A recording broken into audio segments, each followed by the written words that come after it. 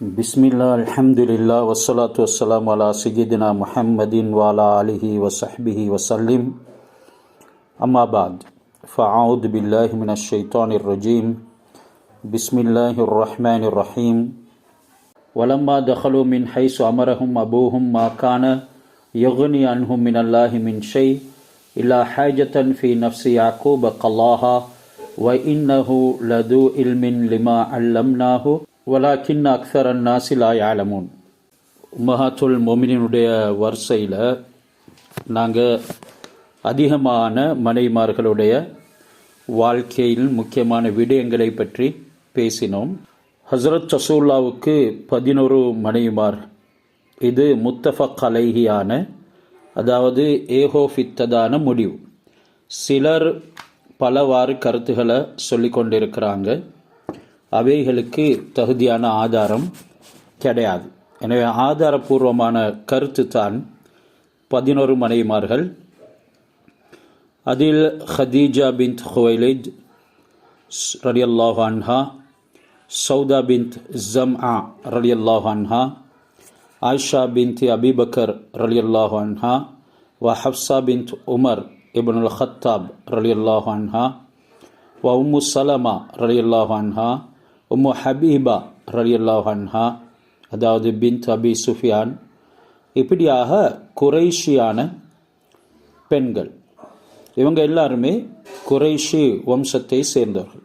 மேலும் இவர்களை தவிர ஏனைய பெண்கள் எல்லாம் குறைஷி வம்சத்தை சார்ந்தவர்கள் அல்ல, மாறாக இவர்கள் அரபியாத்கள், அதாவது அரேபிய பெண்கள். அதில் ஜைனப் பின்த் ஜஹஷ் ரலியல்லாஹு அன்ஹா, ஜுவைரியா பின்துல் ஹாரிஸ் ரலியல்லாஹு அன்ஹா, ஜைனப் பின்த் ஹுசைமா ரலியல்லாஹு அன்ஹா, மைமுனா பின்த் அல் ஹாரிஸ் ரலியல்லாஹு அன்ஹா. ஹைர், இதில் நாங்கள் யாரை பற்றி இதுவரைக்கும் பேச இல்லை என்கிறத நீங்கள் கொஞ்சம் கிரகிங்க. இந்த உம்முல் முஃமினீன் இவர்கள் அனைவரை பற்றியும் அல்லாஹ் சுப்ஹானஹு வ தஆலா குர்ஆனில் சூரத்துல் அஹ்ஸாபில் சொல்லியிருக்கிறான். அந்நபியு அவுலா பில் முஃமினீன மின் அன்ஃபுஸிஹிம். நபி ஹஸரத் ரசூலுல்லாஹி ஸல்லல்லாஹு அலைஹி வஸல்லம் அவர்களைத்தான் இங்கே நபி என்று கூறப்பட்டிருக்கிறது. மூமின்கள் அனைவரை விடவும், மூமின்கள் தன்னைத்தானே நேசம் கொள்வதனை விடவும், தன்னுடைய நஃப்ஸை மதிப்பதனை விடவும் மதிப்பதற்கு ரொம்ப தகுதியாக்கப்பட்டவர்கள் நபி அவர்கள். இரண்டாவது அல்லாஹ் சொல்றான், வ அஸ்வாஜுஹு உம்மஹாத்துஹும். அவருடைய மனைவிமார்கள் மதிக்கப்படக்கூடியவர்கள். ரசூலுல்லாவுடைய சேர்த்து ரசூலுல்லாவுடைய மனைவிமார்களை அல்லாஹ் சுப்ஹானஹு வ தஆலா சொல்லியிருக்கிறான். அத்துடனே எந்த அளவுக்கு அவர்களுக்கு மதிப்பு கொடுத்தான் என்றால், வ அஸ்வாஜுஹு உம்மஹாத்துஹும் என்றும் சொல்லியிருக்கிறார். அந்த மூமின்களுடைய தாய்மார்கள் அவர்கள். எனவே அப்படியான மூமின்களுடைய தாய்மார்களான நபி ஸல்லல்லாஹு அலைஹி வஸல்லம் அவர்களுடைய மனைவிமார்கள் மூமின்களுடைய ஆத்மாக்களை விடவும் மிகவும் பெருமதிமிக்கவர்கள், தகுதியானவர்கள். அதன் பின்னால வ உலுல் அர்ஹாமி பஅதுஹும் அவுலா பிபஅலின் ஃபீ கிதாபில்லாஹி மினல் முஃமினீன. மூமின்களில் நெருங்கிய உறவினர்கள் அவர்கள் சிலரை காண மிகவும் ஏற்றமானவர்கள், சிறப்புமிக்கவர்கள், மதிப்புக்குரியவர்கள். அல்லாஹ் சுப்ஹானஹு வ தஆலாவுடைய வேதத்திலே அது கூறப்பட்டிருக்குது. மேலும் வல் முஹாஜிரீன, அவர்களில் யாரெல்லாம் ஹிஜ்ரத் செய்தார்களோ அவர்கள் அதுக்கு அடுத்தபடியாக மூமின்களையும் ஹிஜ்ரத் செய்தவர்கள் இருக்கிறார்கள். அவர்களுக்கு அடுத்தபடியாக இந்த முஹாஜிரின்களை அல்லாஹ் சுப்ஹானஹு வ தஆலா சிறப்புப்படுத்தி சொல்லியிருக்கிறார். இல்லா அன் தஃஅலு இலா அவுலியாஇக்கும் மஅரூஃபா கான தாலிக ஃபில் கிதாபி மஸ்தூரா. மேலும் உங்களுக்கு நெருக்கமான, மிகவும் உங்களுடைய பொறுப்புகளை ஏற்றுக்கொண்டவர்கள் இவர்கள் எல்லாருமே அதன் படிக்கு அந்த வரிசை கிரமமாக ஏற்றமானவர்களுடைய கூட்டத்தில் சேருகிறார்கள். எனவே இந்த விடயங்கள் எல்லாம் ஃபில் கிதாபி மஸ்தூரா, அதாவது குர்ஆனில் இவைகள் எழுதப்பட்டிருக்கிறது. அத்துடனே அல்லாஹ் சுப்ஹானஹு வ தஆலா இந்த உம்மஹாத்துல் முஃமினீன் நபி அவங்களுடைய மனைவிமார்களுக்கு எந்த அளவுக்கு கண்ணியத்தை கொடுத்திருக்கிறான், அவர்களை சிறப்புப்படுத்தியிருக்கிறான் என்றால், யா நிசா அன் நபியி லஸ்துன்ன க அஹதி மினன் நிசாஇ இன் இத்தகைதுன்ன, நீங்கள் தக்வா உடையவர்களாக இருப்பீர்கள் என்றால் ஏனைய ஒரு பெண்ணை போலவும் நீங்கள் இல்லை, நீங்கள் அந்த அளவுக்கு சிறப்பு மிக்கவர்கள். பொதுவாக இவர்கள் தக்வா உடையவர்கள் தான். இதனாலேயே அல்லாஹ் சுப்ஹானஹு வ தஆலா அவருடைய தக்வாவை பறைசாற்றுவதற்காக வேண்டியும் இறையச்சம் அவர்களுக்குள்ளே சம்பூர்ணமாக இருக்கிறது, அதற்கு பிசகுதல் ஏற்பட மாட்டாது என்கிறதனையும் சாட்சியமாக சொல்லி, நீங்கள் தக்வா உடையவர்களாக இருந்தால் நீங்கள் தான் மிகவும் சிறந்தவர்கள், நீங்கள் ஏனைய பெண்களைப் போல இல்லை, ஏனைய பெண்களை உங்களுடைய சமீபத்துக்கும் கொண்டு வர முடியாது என்று சொல்லிவிட்டு அந்த தக்வா எப்படி கொள்ளணும் என்கிறதனையும் சொல்லி காட்டுகிறான். இது உம்மஹாத்துல் முஃமினீனுக்கு மட்டுமல்ல, உலக வாழ் பெண்கள் அனைவருக்கும், ஈமான் கொண்டவர்களுக்கு அல்லாஹ் சொல்லக்கூடியது. எனவே இவர்களை ஒரு முன்மாதிரியாக வைத்து இதனை குறிப்பிட்டிருக்கிறான். அடுத்து தொடர்ந்து ஆயத்து வருது, ஃபலா தஹ்லான பில் கவுல், நீங்கள் தக்வா உடையவர்களாக இருப்பதாக இருந்தால் முதலாவது உங்களுடைய வார்த்தையை, பேச்சை நளினமாக பேச வேண்டாம். நீங்கள் பேசும் பொழுது அதில் நளினத்தை மேற்கொள்ள வேண்டாம். ஃபயத்மா அல்லதி ஃபி கல்பிஹி மரத், அப்படி நீங்கள் நளினத்தை மேற்கொள்வீர்கள் என்றால் உள்ளத்தில் நோய் உள்ளவர்கள் அதனின் மூலமாக சில இன்பத்தை அடைவார்கள். அதாவது உள்ளத்தில் நோய்ங்கிறது எல்லா நேரங்கள்லையும் அந்த மோசமான நடத்தையுடைய, அதாவது ஜினாவுடைய சிந்தனை யாருடைய உள்ளத்தில் இருக்குதோ அதைத்தான் இங்கே நோய் என்று சொல்லப்பட்டிருக்கிறது. அவர்கள் அதன் ஊடாக ஒரு இன்பத்தை அடைவார்கள். எனவே நீங்கள் அப்படி மிருதுவாக பேச வேண்டாம். வகுல்ன கௌலம் மஅரூஃபா, நீங்கள் பேச நேரிட்டால் ஆகும் நல்ல விடயங்களையே பேசுங்கள் என்று சூரத்துல் அஹ்ஸாப்ல 32வது ஆயத்தில் அவர்களுடைய தன்மைகளையும் அல்லாஹ் சுப்ஹானஹு வ தஆலா சொல்லிவிட்டான். அப்படி என்றால் அவர்கள் நிச்சயமாக அதை போன்றவர்கள் தான். அந்த விஷயத்தில், அதாவது பேணுதலுடைய விஷயத்தில் ரொம்ப கராராக இருப்பார்கள் என்கிறதெல்லாம் இங்கே சொல்லப்பட்டிருக்கிறது. அல்லாஹ் இவர்களை எல்லா நிலைமைகளையும் பொருந்து கொண்டிருக்கிறான். ஹஸரத் ரசூலுல்லாஹி ஸல்லல்லாஹு அலைஹி வஸல்லம் அவங்கள நாளை மறுமையில் இவங்க எல்லோருக்கும் கணவனாக அல்லாஹ் சுப்ஹானஹு வ தஆலா ஆக்கி கொடுப்பான். ஹஸரத் ரசூலுல்லாஹ் சிலர்களை திருமணம் பேசியிருக்கிறாங்க, ஆனாலும் அவங்கள கல்யாணம் முடிக்க இல்லை. இன்னும் சில பெண்கள் ஹஸரத் ரசூலுல்லாஹ்வுக்கு தன்னைத்தானே வஹபத் நஃப்ஸஹா லஹு, அப்படியே மஹர் இல்லாமல் திருமணம் முடிச்சுக்கோங்க என்று சொல்லி ஹதியாவாக கொடுத்திருக்கிறாங்க. ஹஸரத் ரசூலுல்லாஹ் அவங்களையும் திருமணம் முடிக்க இல்லை என்று தான் சொல்கிறாங்க. அப்படியான ஒரு 4-5 பெண்கள் இப்படி தயாரானாங்க என்கிறதெல்லாம் கிதாபுகளில் எழுதப்பட்டிருக்குது. அல்லாஹ் இவர்கள் அனைவரையும் புரிந்து கொள்ள வேணும். இப்போ சொல்லுங்க பார்ப்போம், இவங்களில் நாங்கள் இப்போ பேர் சொன்னோம், யாரை பற்றி இதுவரைக்கும் நாங்கள் பேசலை? இன்னும் 2 பேரை பற்றி நாங்கள் பேசலை இல்லையா? 11 பாயிரில் ஹைர் பார்த்துட்டு வாங்க. இப்போ அடுத்தது சூரா யூசுஃபுடைய 68வது ஆயத்தை தான் இன்றைக்கு நாங்கள் ஓதிக்கிறோம். இந்த ஆயத் எந்த அடிப்படையில் அல்லாஹ் கொண்டு வந்திருக்கிறான் என்றால், ஹஸரத் யாக்கூப் அலைஹிஸ்ஸலாம் அவர்கள் சொன்னார்கள் தன்னுடைய பிள்ளைகளுக்கு, நீங்கள் மிஸ்ருடைய தலைவாயல்களிலால் நுழையக்கூடிய நேரத்தில் எல்லாரும் ஒரே தடவையில் நுழைய வேண்டாம், இதனால் பல கண்ணேறுகளுக்கு நீங்கள் ஆளாகலாம் என்று சொல்லிட்டு, அந்த கண்ணேறு கூட அல்லாஹ் சுப்ஹானஹு வ தஆலாவுடைய நாட்டத்தில் இருக்கிறது என்கிறதனையும் சொன்னாங்க. வலம்மா தஹலு மின் ஹைசு அமரஹும் அபூஹும், வலம்மா தஹலு, அந்த சகோதரர்கள், யூசுப் அலைஹிஸ்ஸலாம் அவருடைய சகோதரர்கள் நுழைந்த பொழுது மின் ஹைசு அமரஹும் அபூஹும், அவர்களுடைய தந்தை அவர்களுக்கு ஏவிய விதத்தில், தந்தை எப்படி நீங்க நுழைய வேண்டும் என்று சொல்லி ஏவினாரோ அந்த விதத்தில் அவர்கள் நுழைந்த பொழுது மாக்கான யுகுனி அன்ஹும் மினல்லாஹி மின் ஷைஇன் இல்லா ஹாஜத்தன் ஃபீ நஃப்ஸி யாக்கூப கலாஹா. அவங்க ஹஜரத் யாக்கூப் அலைஹிஸ்ஸலாம் அவர்கள் கூறினார்கள் என்பதற்காக வேண்டித்தான் அவ்வாறாக நுழைந்தார்களே தவிர அல்லாவுக்கு அதில் எந்த விதமான தேவையும் இல்லை.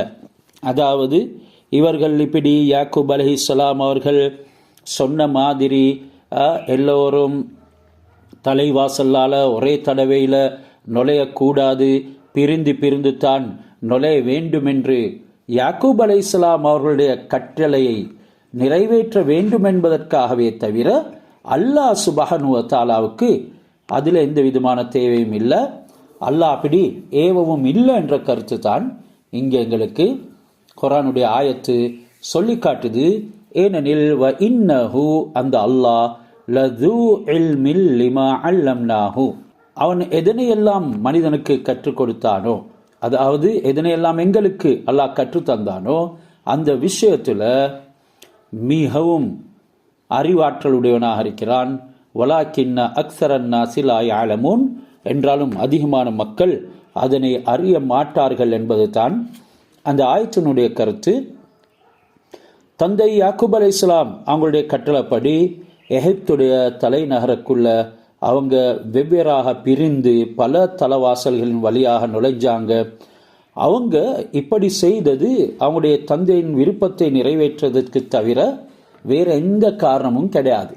இப்படி வெவ்வேறாக பல தலைவாசல்களின் வழியாக நகரத்துக்குள்ள இவர்கள் சென்றதனால அல்லாஹ் தஆலாவை விட்டு அவர்களை எந்த பொருளும் காப்பாற்றிவிட மாட்டாது என்றதும் இந்த குர்ஆனுடைய கருத்து. அதாவது அவங்க பிரிந்து நுழைறாங்க என்கிறதுனால பாதுகாப்பு பெறுவாங்க, அல்லாஹ் சுப்ஹானஹு வ தஆலா நாடுறது அவங்களுக்கு நடக்க மாட்டாது என்ற கருத்தும் இல்லை, அல்லாஹ் நாடுறைத்தான் நடக்கும். யாக்கூப் அலைஹிஸ்ஸலாம் அவங்களுக்கு நாங்க சில விஷயங்களை படிச்சு கொடுத்திருக்கிறோம், அவங்க கல்வி உள்ளவர்களாக ஞானம் உள்ளவர்களாக இருந்தாங்க. இதனால தான் அவங்க அவங்களுடைய பிள்ளைகளுக்கு கட்டளையிடக்கூடிய நேரத்தில் அல்லாஹு தாலாவை விட்டு உங்களை எந்த பொருளும் காப்பாற்றிவிட மாட்டாது என்று சொன்னார். அப்படின்றா என்ன, கண்ணேறு ஏற்பட வேண்டும் என்ற நாட்டம் அல்லாஹு தாலாவுக்கு இல்லாததால் அவர்களுக்கு கண்ணேறு ஏற்படவில்லையே தவிர அவர்கள் பல வாசல்களின் ஊடாக தனித்தனியே பிரிந்து சென்றதனால கண்ணேறு ஏற்படவில்லை என்பதும் கருத்தல்ல. என்றாலும் அதிகமான மனிதர்கள் இதனை அறிய மாட்டார்கள் என்று அந்த ஆயத்தில் இறுதியில் சொல்லப்படுது. எனவே கண்ணேருக்கு காரணமாக நாங்கள் அமையக்கூடாது, என்றாலும் நாங்கள் அப்படியே அமையக்கூடாது என்று வேறு விதமான நடைமுறைகளை மேற்கொள்வதின் காரணமாக அல்லாஹ் சுப்ஹானஹு வ தஆலா அதில் உள்ளடங்கிவிட்டான். அதனால் கண்ணேர் ஏற்பட இல்லை, நாங்கள் இந்த முறையில் நடந்து கொண்டதுனால அந்த கண்ணேர் ஏற்பட இல்லைன்னு எங்களுக்கு பேச முடியாது. அதுதான் இந்த ஆயத்து சொல்லுது. என்றாலும் யாக்கூப் அலைஹிஸ்ஸலாத்துக்கு அல்லாஹ் சுப்ஹானஹு வ தஆலா சில விஷயங்களை அறிவித்து கொடுத்திருந்தான். அதனுடைய அடிப்படையில் தான் அவர்கள் நீங்கள் பல வாசல்களின் ஊடாக பிரிந்து செல்லுங்கள் என்று சொன்னார். 69வது ஆயத் தொடர்ந்து வலம்மா தஹலு அலா யூசுஃப, யாக்கூப் அலைஹிஸ்ஸலாம் அவங்களுடைய பிள்ளைகள் எகிப்து அசீஸ் ஹஸரத் யூசுப் அலைஹிஸ்ஸலாம் அவங்களிடத்துல வந்த நேரம், வலம்மா தஹலு அலா யூசுஃப, இப்பொழுது ஈஜிப்டின் உடைய அதாவது அசீஸ் ஹஸரத் யூசுப் அலைஹிஸ்ஸலாம் அவங்களிடத்துல இந்த சகோதரர்கள் எல்லாரும் வாராங்க. சொன்னாங்க, அசீஸே, நீங்கள் கட்டளையிட்ட பிரகாரம் நாங்கள் எங்களுடைய சகோதரர் புன்யாமினை அழைத்து வந்தோம். யூசுப் அலைஹிஸ்ஸலாம் நல்லம், இதுக்கு என்னிடத்துல கைமாறு பெற நீங்கள் தகுதியானவங்க, நான் ஏதாவது கைமாறு உங்களுக்கு தருவேன் என்று சொல்லி அவங்க எல்லாரையும் உட்கார வச்சாங்க. எல்லாரும் உட்கார்ந்தாங்க. அவங்களுக்கு வேண்டிய மரியாதையெல்லாம் செஞ்சு விருந்தும் கொடுத்தாரு. விருந்தில் ஒரே தாய்க்கும் தந்தைக்கும் பிறந்த இரு சகோதரர்களாக சேர்ந்து உட்காருமாறு சொன்னாங்க. அதாவது ஒரே தாய்க்கு பிறந்த இரண்டு சகோதரர்களாக சேர்ந்து நீங்க உட்காருங்க. மற்ற சகோதரர்கள் எல்லாரும் ரெண்டு பேராக உட்கார்ந்து கொண்டாங்க. புன்யாமின் மட்டும் எஞ்சிட்டாரு. அவருக்கு கவலை வந்துச்சு. உடனே மயங்கி அப்படியே விழுந்துட்டார். ஹசரத் யூசுப் அலைஹிஸ்ஸலாம் ஈஜிப்டுடைய அசீஸ் அவர்கிட்ட கேட்குறாங்க, கனான் தேசத்து வாலிபரே, உங்களுக்கு என்ன நடந்துச்சு? ஏன் நீங்க மயக்கமுற்று விழுந்தீங்க என்று சொல்லி கேட்டான். எனக்கு யூசுப் என்ற ஒரு மூத்த சகோதரர் ஒருவர் இருந்தார். அவர் மௌத்தாகிட்டாரு. அவர் இருந்திருந்தா இன்று நான் சேர்ந்து உட்கார்ந்திருப்பேன், நான் தனித்திருக்க மாட்டேன். அவரது ஞாபகம் வந்ததுனால தான் நான் மயக்கமடைந்து விழுந்து விட்டேன் என்று சொல்லி பதில் சொன்னார். அதற்கு ஈஜிப்டுடைய அசீஸ் ஹசரத் யூசுப் அலைஹிஸ்ஸலாம், நான் உன்னோட சகோதரனாகி விடுகிறேன், உன்னையோட சேர்ந்து ஒரே தட்டில் நான் உணவருந்துகிறேன் என்று சொல்லி ஹசரத் புன்யாமினோட சேர்ந்து உட்கார்ந்து சாப்பிட்டாங்க. எனவே அல்லாஹ் இதை குர்ஆன்ல வலம்மா தஹலு அலா யூசுஃப ஆவா இலைஹி அஹாஹு கால இன்னி அனா அஹூக் ஃபலா தப்தைஸ் பிமா கானு யஅமலூன். இப்போ என்ன நடக்குது? உணவு சாப்பிட்டு முடிஞ்சிட்டாங்க. இரவுல தங்க வேண்டிய நிலைமை ஏற்படுது. அந்த நேரமும் ஹசரத் யூசுப் அலைஹிஸ்ஸலாம் அவங்க 2 பேருக்கு ஒரு தனி அறையாக தூங்குறதுக்கு ஏற்பாடு செஞ்சாங்க. முன்னுக்கு சாப்பாடுறதுக்கு உட்கார்ந்தது போலவே 2 பேராக உங்களுடைய உடன் பிறந்த சகோதரர்கள் அறையில் தூங்குங்க என்றும் கட்டளையிட்டார். அந்த நேரம் புன்யாமிடம், நீங்க திருமணம் செஞ்சிருக்கிறீங்களா? அவர் சொன்னாரோ, எனக்கு 10 பிள்ளைகள் இருக்கிறாங்க. அந்த பிள்ளைகள் எல்லாருக்கும் நான் என்ற மௌத்தா போன சகோதரருடைய பேரை வைத்துத்தான் சில நாமங்களை பேரை சூட்டி இருக்கிறேன். இன்னும் ஒரு ரிவாயத்தில் வேறு மாதிரியும் வந்திருக்குது. தஃப்சீர் கூறுது, எனக்கு 3 மகன்மார்கள் இருக்கிறாங்க. அவங்களுடைய பேர் என்ன? யூசுப் அலைஹிஸ்ஸலாம் கேட்க, புன்யாமின் அவர்களுடைய ஒருவருடைய பேர் தேப் ஓனாய் என்று சொன்னார். எகிப்துடைய அசீஸ் யூசுப் அலைஹிஸ்ஸலாம், நீ ஒரு நபியுடைய மகனாக இருந்து கொண்டு ஒரு கொடிய மிருகத்தின் பேரை ஓண்ட மகனுக்கு வைத்திருக்கிறீரே, என்ற மூத்த சகோதரரை ஓனாய் திண்டு விட்டது என்று சொல்லி என்ற சகோதரர்கள் உறுதியாக நம்புகிறாங்க. அது உண்மையாக இருந்தா என்ற சகோதரரை நான் எண்ணி அழுது கொள்றதுக்கு தேப் ஓனாய் என்று பேர் வைத்தேன் என்று சொன்னார். அடுத்தவருடைய பேர் என்ன? புன்யாமின் பதில் சொன்னாரு, தம் என்று சொன்னார். தம். முதலாவது தேப், 2வது தம். டம் அல்ல தம். தம் என்றால் ரத்தம் என்று சொன்னார். ஏன் நீ இந்த பேரை வைத்தாய்? என்ற சகோதரருடைய சட்டைய ரத்தம் தோய்ந்தது என்று என மற்ற சகோதரர்கள் கொண்டு வந்து கொடுத்தாங்க. இதனால் இந்த பேரை வச்சு என்ற சகோதரரை எண்ணி நான் அழுது கொள்வேன். அதற்காக வேண்டித்தான் என்ற சகோதரருடைய சட்டையில் ரத்தம் தேய்த்து கொண்டு வந்து அவர்கள் கொடுத்ததனால அந்த ஓநாய் ரத்தம் ஓட என்ற சகோதரர் சம்பந்தப்பட்டிருக்கிறார். இரண்டாவது என்னுடைய 2வது பிள்ளைக்கு நான் ரத்தம் என்று பேர் வைத்தேன். 3ஆமவருடைய பேர் என்ன சொன்னாரு? யூசுப். என்ற சகோதரர் நான் எண்ணி அழுது கொள்றதுக்காக யூசுப் என்று பேர் வச்சுக்கிறேன். இதை கேட்டோனே ஹசரத் யூசுப் அலைஹிஸ்ஸலாம் கண்ணீரிட்டு அழுதாங்க. அதோட அல்லாஹ் இடத்துல துவா கேட்டாங்க, எஜமானனே என்ற சகோதரர் இப்படி கவலைப்படுறாரு. யாக்கூப் அலைஹிஸ்ஸலாம் அவங்களுடைய நிலைமை இதைவிடவும் மோசமாக இருக்குமே. இவர் இவ்வளவு கவலையில் அழுகிறார் என்றால் அவர் எவ்வளவு கவலைப்படுவார். நான் இந்த உலகத்தை விட்டும் பிறத்துக்கு முன்னால ஏனையும் என்னுடைய தந்தை என்னுடைய சகோதரை ஒன்று சேரு, என் தந்தையோட என்னை ஒன்று சேர்த்து விடு என்று சொல்லி துவா செஞ்சுட்டு ஹசரத் புன்யாமின் இடத்துல சொன்னார், உன்னுடைய மௌத்தா போன சகோதரருக்கு பதிலாக நான் உன்ட சகோதராக இருக்கிறத நீ விரும்புகிறாயா? புன்யாமின், உங்களை போன்ற ஒரு சகோதரரை யார்தான் அடைய முடியும்? அது ஒரு பெரிய பாக்கியம். ஆனாலும் யாக்கூபுக்கும் ராஹிலுக்கும் நீங்க பிறந்த பிள்ளை இல்லையே, என் உம்மாக்கும் வாப்பாக்கும் நீங்க பிறந்த பிள்ளை இல்லையே. உடனே யூசுப் அலைஹிஸ்ஸலாம் எழும்பி புன்யாமீனை கட்டி பிடித்து, நான் இன்னார்தான், நான் தான் உன்னுடைய சகோதரர் யூசுப். அந்த ஏனைய சகோதரர்கள் செய்ததை குறித்து நீங்கள் கவலைப்படாதீங்க, நாங்கள் எல்லாரும் ஒன்று செய்கிறதுக்கு அல்லாஹ் தாலா உதவி செய்திருக்கிறான் என்ற விவரத்தை அவங்க சொன்னாங்க. அதோட இப்பொழுது நடந்த விடயத்தை நான் தான் உங்களுடைய சகோதரன் என்கிறதன இப்போதே நீங்கள் தெரிவித்துவிட வேண்டாம் என்று சொல்லி, நீங்கள் அவசரமாக போங்க, அப்படி நீங்கள் போக விரும்புகிறீங்க, ஆம் நாங்கள் அவசரமாக போகணும் என்று சொல்லி அந்த ஏனைய சகோதரர்கள் சொல்கிறாங்க. இப்போ போகக்கூடிய நேரத்தில் ஒருத்தருக்கு ஒரு ஒட்டகத்தினுடைய தானியம் வீதம் கொடுத்து அவங்களுடைய வாப்பா இடத்துல போயிட்டு சேரும்படி அனுப்பி வைக்கிறாங்க. இப்போது புன்யாமின் தன்னுடைய மூத்த சகோதரர் யூசுப் அலைஹிஸ்ஸலாம் அவரிடத்தில் சொல்கிறாரு, நான் உங்களை விட்டு பிரிந்து செல்ல மாட்டேன்.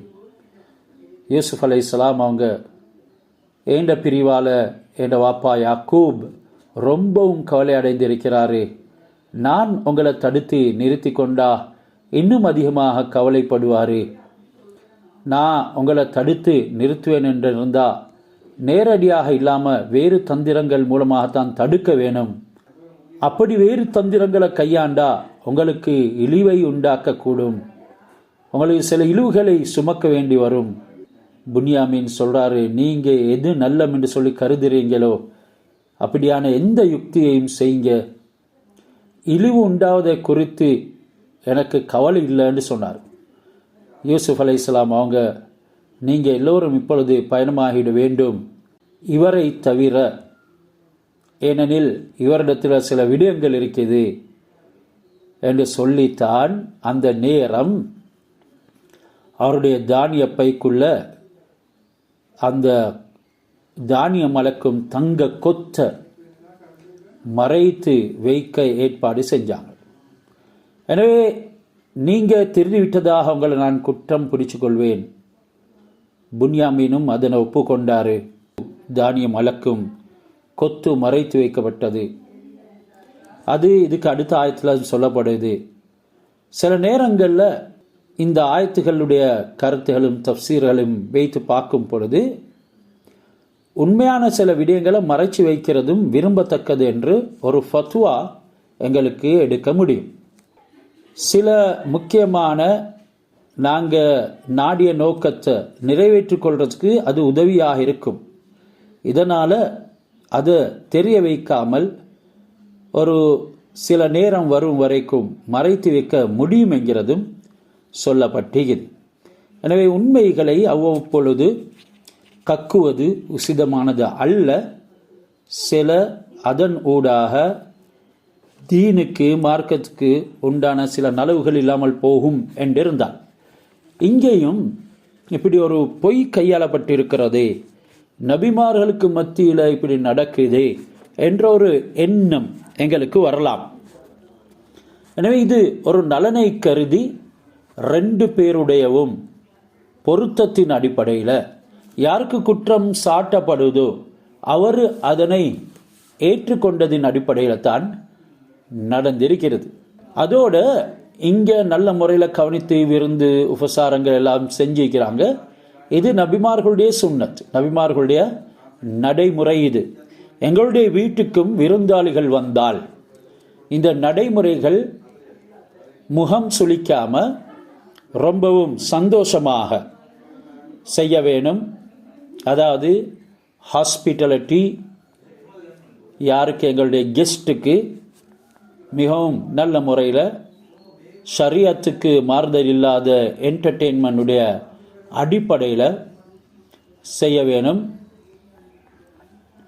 எந்த அளவுக்கு இந்த விருந்து உபசாரத்தை பற்றி அல்லாஹ் குர்ஆனில் பேசுகிறான் என்றால், ஒரே சமகாலத்தில் வாழ்ந்தவங்க தான் ஹசரத் யூசுப் அலைஹிஸ்ஸலாமும் இப்ராஹிம் ஹசரத் லூத் அலைஹிஸ்ஸலாமும் இப்ராஹிம் அலைஹிஸ்ஸலாம்.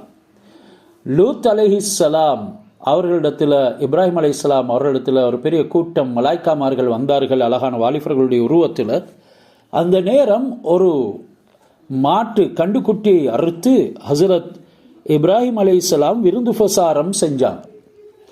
அந்த நேரம் அவங்க சொன்னாங்க, நாங்கள் விருந்துண்ணக்கூடியவர்கள் அல்ல, நாங்கள் இன்னமா ருசுலு ரப்பிக், உங்களுடைய ரப்புடைய தூதுவர்கள், மலக்குமார்கள் என்று சொன்னாங்க. இந்த விருந்து உபசாரம் என்கிறது அது எல்லாருக்கும் கிடைக்கக்கூடிய பாக்கியமும் இல்லை.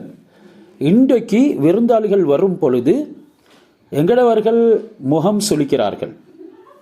விருந்தாளிகள் அவர்கள் நல்ல முறையில் கவனிக்கப்பட வேண்டும், அவர்களோட மார்க்கம் பரிமாறிக்கொள்ளப்பட வேண்டும். ஹராமான உறவுகளோ பேச்சுகளோ ஹராமான முறையில் என்டர்டெயின்மெண்ட்டோ கொள்ளக்கூடாது. சிலர்கள் விருந்தினர்களோடு உட்கார்ந்து சினிமா பார்ப்பார்கள். இப்படியான விடயங்கள் எல்லாம் இல்லாமல் அவங்கள நல்ல முறையில் கவனித்து உணவளிக்கிறது, அருந்த கொடுக்கிறது, அவர்களுக்கு அழகிய முறையில் தூங்க வைக்கிறது, நமக்கு இல்லாவிட்டாலும் நம்முடைய அதாவது பாவிக்கும் பொருள்கள், தலையணிகள், பெட்ஷீட்டுகள், நம்முடைய ரூமுகள், அதை முறையாக அவர்களுக்கு ஒதுக்கி கொடுக்கிறது. இவ்வாறாக 3 நாளைக்கு விருந்து உபசாரம் செய்கிறது ஷரியத்தில் ஒரு பெரிய பாக்கியமாக கருதப்படுது. விருந்தாளிகள் 3 நாளைக்கு மேலே அவர்கள் தங்குவார்கள் என்றிருந்தால் எங்களுடைய வளமையான உணவு அவர்களுக்கு கொடுக்கலாம். அப்படி இல்லாமல் கூடுதலான காலங்கள் தங்கும் பொழுது அந்த வளமையான 3 நாளை போல நாளாந்தம் கவனிக்க வேண்டும் என்ற அவசியம் இல்லை. ஹசரத் ரசூலுல்லாஹ் சொல்லிக்கிறாங்க, மன்கான யுமினு பில்லாஹி வல் யௌமில் ஆஹிர் ஃபல் யுக்ரிம் லைஃபஹு, யார் அல்லாஹ்வின் மீதும் நாள மறுமையின் மீதும் உண்மையான நம்பிக்கை கொண்டிருக்கின்றார்களோ அவர்கள் விருந்தினர்களை உபசரிக்கட்டும். விருந்தளித்து அவர்கள் உண்டு விட்டு போகும் பொழுது எங்களுடைய வீட்டுக்குள்ளே இருக்கக்கூடிய அனைத்து முசீபத்துகளையும் கலட்டி வெளியே போட்டுட்டு போகிறாங்க என்று ஹசரத் ரசூலுல்லாஹி ஸல்லல்லாஹு அலைஹி வஸல்லம் அவங்க சொன்னாங்க. அதனால் உணவளிக்கிறதுல விருந்தளிக்கிறதுல நாங்கள் ஆர்வம் கொள்ளணும். ஹசரத் ரசூலுல்லாஹ் சொல்கிறாங்க, புகாரி ஷரீஃபில் ஹதீஸ் பதிவாக்கப்பட்டிருக்குது, அத்தியமுத்தாம், சாப்பாடு கொடுங்க.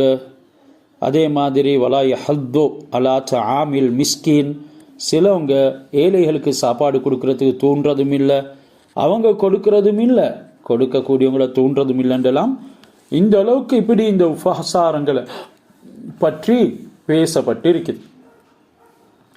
எனவே இங்கேயும் அந்த நபிமார்களுடைய தன்மை தான் அது என்கிற விஷயமும் இந்த ஆயத்துகளின் ஊடாக எங்களுக்கு சமிக்ஞை செய்யப்பட்டிருக்குது. ஹதீஸ் வந்திருக்குது, ஒரு தடவை ஹசரத் ரசூலுல்லாஹ் சஹாபாக்களுக்கு முன்னிலையில் சொர்க்கத்து மாளிகைகளை பற்றி நான் உங்களுக்கு சொல்லட்டா? அந்த நேரம் எங்கள் பெற்றார்கள், எங்களுடைய தாய் தந்தை உங்களுக்கு அர்ப்பணம், ஃபிதா அன் லக்க அபானா வ உம்முனா யா ரசூலல்லாஹ் என்று சொன்னார். அந்த நேரம் ரசூலுல்லாஹ், சொர்க்கத்தில் ஒரு மாளிகை இருக்குது, அது தங்கத்தினாலாக செய்யப்பட்டிருக்குது, உள்பக்கத்திலிருந்து அதனுடைய வெளிப்புறத்தை பார்க்கலும், வெளிப்புறத்திலிருந்து உள்புறத்தை பார்க்கலும், அதில் எந்த கண்ணும் கண்டில்லாத, எந்த செவியும் கேட்டில்லாத, எந்த மனதினாலும் சிந்தனை கூட செய்தில்லாத இன்பங்கள், மகிழ்ச்சிகள், பாக்கியங்கள் எல்லாம் இருக்கிறது. நாங்கள் அல்லாவின் தூதரே, அந்த மாளிகை யாருக்கு என்று கேட்டோம். யார் சலாத்தில் முந்திக் கொள்கிறார்களோ, யார் விருந்தளிக்கிறார்களோ, நிரந்தரமாக நோன்பு வைப்பார்களோ, இரவுல மனிதர்கள் தூங்காம விழித்திருந்து மனிதர்களில் தூங்கக்கூடிய நேரத்தில், இரவுல மனிதர்கள் தூங்கக்கூடிய நேரத்தில் விழித்திருந்து அல்லாஹ்வை தொழுபவர்கள் என்று சொன்னாங்க. எனவே இப்படியான கண் கொள்ளாத, செவிகளால் கேட்டில்லாத, உள்ளத்தால் சிந்தித்தில்லாத பெரும் கொடுப்பனவுகளை அல்லாஹ் சுப்ஹானஹு வ தஆலா இந்த தன்மை கொண்டவர்களுக்கு, அதாவது விருந்தாளிகளை உபசரிப்பவர்களுக்கு, நோன்பு நோட்பவர்களுக்கு, குறைஞ்சது நாங்கள் நோன்பு நோட்கோணம் திங்கள் வியாழன், ஒரு வாரத்தில் 2 நோன்பு, அப்படி இல்லை என்றால் மாதத்தில் ஐயாமுல் பீல்துடைய வெள்ளை நாட்கள் என்று பௌர்ணமி நாட்களை குறிப்பிடப்படுது. அந்த நாட்களின் 3 நோன்புகள் எங்களுக்கு நோட்கலாம். அத்துடனே இந்த ரஜபுடைய மாதத்தில் கூடுதலாக ஹஜ்ரத் ரசூலுல்லாஹ் நோன்பு நோற்றிருக்கிறாங்க. இப்படியான விடயங்களை செய்து கொள்ளக்கூடியவர்களுக்கு அல்லாஹ் இந்த தங்கத்தினாலான மாளிகையை கொடுக்கிறான். அங்க எல்லா விதமான இன்பங்களையும் அல்லாஹ் பூர்த்தி செய்து கொடுக்கிறான். ஹசரத் யூசுப் அலைஹிஸ்ஸலாம் அவங்க செஞ்ச விஷயத்தை குறித்து நீங்க கவலைப்பட வேணாம் என்று சொல்லி புன்யாமீன் இடத்துல சொல்லி கொண்டாங்க. அத்துடனே அல்லாஹ் நல்லோர்களுக்கு எந்த முறையிலும் உதவி செய்யக்கூடியவன் என்றதனையும் அவங்க நசீஹத்தாக செஞ்சாங்க. அதே நேரம் ஹஸரத் ரசூலுல்லாஹி ஸல்லல்லாஹு அலைஹி வஸல்லம் அவங்களுக்கு ஒரு இக்கட்டான நிலைமை ஏற்பட்டுச்சு. அவங்க பிறந்த ஊரை விட்டும் நாட்டை விட்டும் வெளியேற்றினாங்க, ஹிஜ்ரத் செஞ்சாங்க. மதீனாவில் குடியேற ஹஸரத் ரசூலுல்லாஹ்வுக்கு அல்லாஹ் கட்டளையிட்டான். சவுர் மலை குகையில் அவங்க ஒளிஞ்சிருந்தாங்க. அவங்களோட இருந்த தோழர் அபூபக்கர் ரலியல்லாஹு தஆலா அன்ஹு அவங்கள்ட்ட சொன்னாங்க, நீங்கள் கவலைப்படாதீங்க. எப்படி யூசுப் அலைஹிஸ்ஸலாம் அவங்க அல்லாஹ் சுப்ஹானஹு வ தஆலா இந்த பொறாமைக்காரர்களுடைய சூழ்ச்சிகளிலிருந்து அவர்களை பாதுகாத்து அவனுடைய வாக்குறுதிகளை நிறைவேற்றத்துக்கு அல்லாஹ் எங்களோட இருக்கிறான் என்று சொன்னாங்களோ, அதே மாதிரி ஹஸரத் ரசூலுல்லாஹி ஸல்லல்லாஹு அலைஹி வஸல்லம் அவங்களும் அபூபக்கர் ரலியல்லாஹு தஆலா அவங்களுக்கு கவலைப்படாதீங்க, அல்லாஹ் எங்களோட இருக்கிறான். யூசுப் அலைஹிஸ்ஸலாம் அவங்க சம்பந்தமாக, அவருடைய சகோதரர் சம்பந்தமாக, யாக்கூப் அலைஹிஸ்ஸலாம் அவங்களுடைய பிள்ளைகள் பொறாமை செஞ்ச காரணம் ஏராளமான விடயங்கள், ஒன்றுமே அவங்க செஞ்ச சூழ்ச்சிகள் எதுவுமே வெற்றி அளிக்கல. இறுதியாக அல்லாஹ் சுப்ஹானஹு வ தஆலா அவர்களையும் ஹஸரத் யாக்கூப் அலைஹிஸ்ஸலாம் அவர்களையும் கூட ஒன்று சேர்த்தார். இப்பொழுது ஃபலம்மா ஜஹஸஹும் பிஜிஹாஸிஹிம் 70வது ஆயத் சொல்லுது, அவர்கள் யூசுப் அலைஹிஸ்ஸலாம் அவர்களை விட்டும் பிரிந்து தன்னுடைய சொந்த இடத்துல போகிறார்கள்.